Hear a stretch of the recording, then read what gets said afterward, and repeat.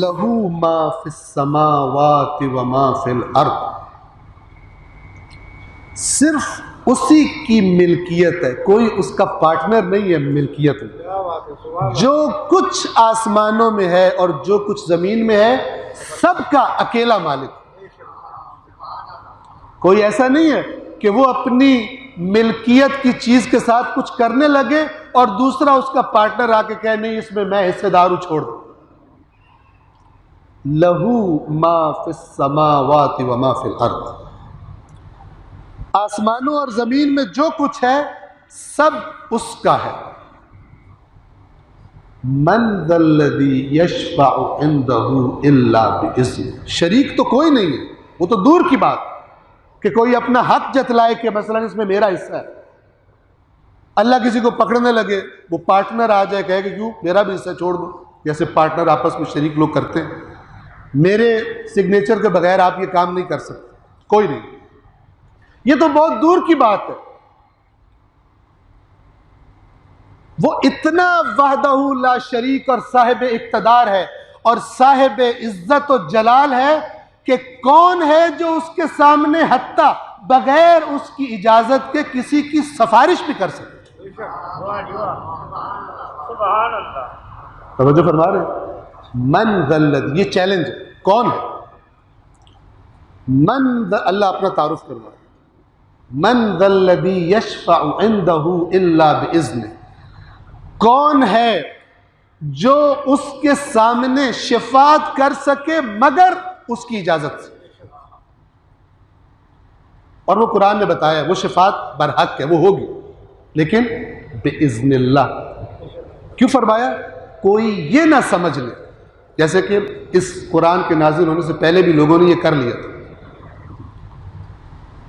اس قسم کی باتیں بنا لی تھی کہ مثلا اگر خدا راضی نہ بھی ہو ہم سے، خدا سے ہمارا رابطہ ٹھیک نہ بھی ہو، اگر ہم اس مقدس ہستی کو خوش کر لیں تو پھر یہ اللہ کے ساتھ خود ہی مکا کر لیں گے، ہمیں چھڑوا لیں گے۔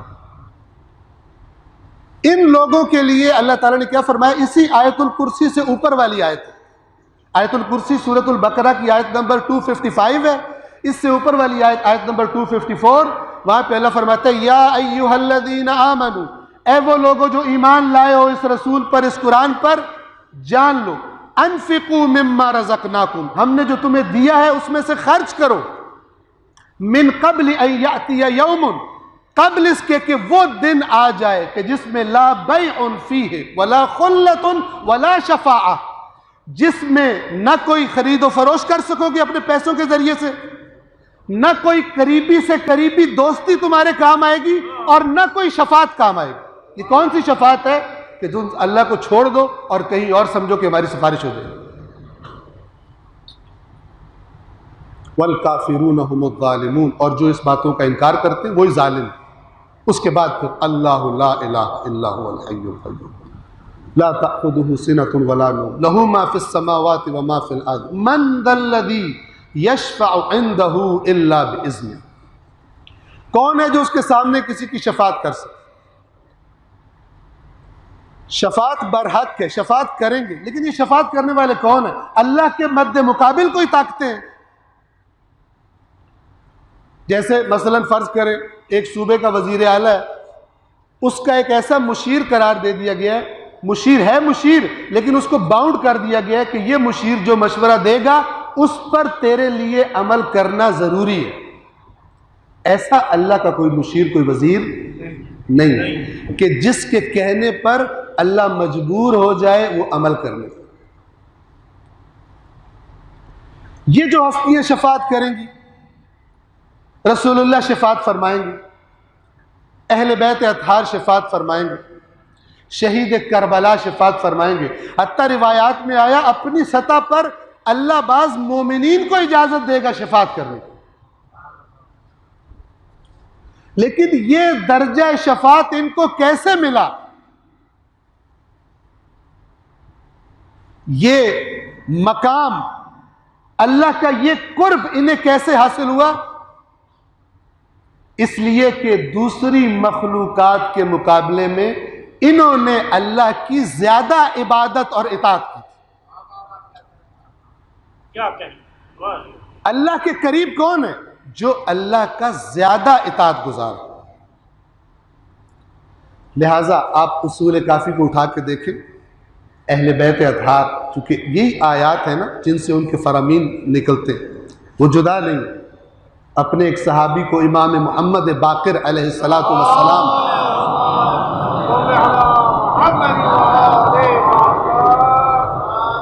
جابر ابن یزید جعفی ہے اس روایت میں جو راوی ہیں.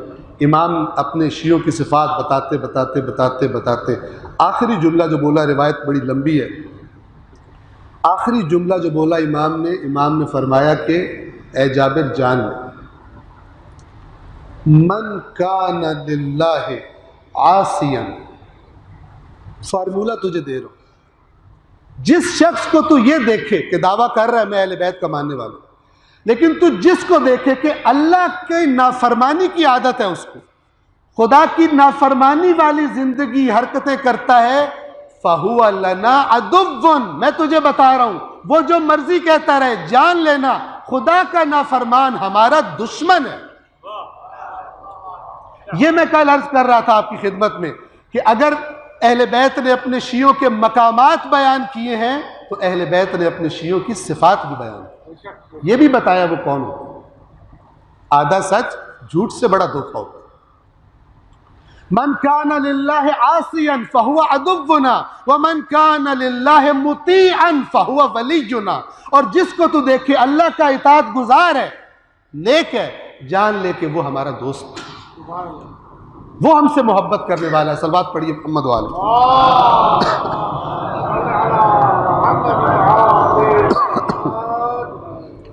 من ذا الذی یشفع عندہ الا باذنہ، کون ہے جو اس کے سامنے بغیر اس کے اذن کے کسی کی شفاعت کر سکے. میں عرض کر رہا تھا کہ اللہ تعالیٰ کی اس روح زمین پر اطاعت کرنے والے، خدا کی بات ماننے والے، قرآن کے لفظوں میں اول المسلمین اول المؤمنین، سب سے بڑا عابد اللہ کا، سب سے بڑا عبد اللہ کا کون ہے؟ رسول اللہ. لہذا قیامت کے دن سب سے اونچا مقام شفاعت انہی کے پاس ہوگا. لیکن اس سب سے عظیم مقام شفاعت والی ہستی قیامت کے دن، اس کو جب آپ دنیا کی زندگی میں دیکھتے ہیں تو آپ دیکھتے ہیں کہ راتوں کو آدھی آدھی رات اٹھ کر خوف خدا سے کانپتے ہیں، راتوں کو اٹھتے ہیں، گریہ کرتے ہیں. روایات اہل بیت میں بتایا گیا، امام جعفر صادق علیہ السلام نے بتایا کہ رسول اللہ بعض اوقات نماز شب کے دوران جب کھڑے ہوتے تھے قیام کی حالت میں، اس قدر خوف خدا طاری ہوتا تھا کہ اپنی ایڑیاں اٹھا کر پنجوں پر کھڑے ہو جاتے تھے اور دیر تک کھڑے رہتے تھے اور اللہ کی عبادت کرتے تھے. اپنی اس عبادت اور عبودیت، کمال عبودیت کے سبب قیامت کے دن وہ مقامات اللہ تبارک و تعالیٰ ان کو عطا فرمائے. لہذا آپ مولا علی علیہ السلام کی عبادات کو دیکھیے، مولا کے گریے کو دیکھیے، امام سجاد علیہ السلام کو دیکھیے.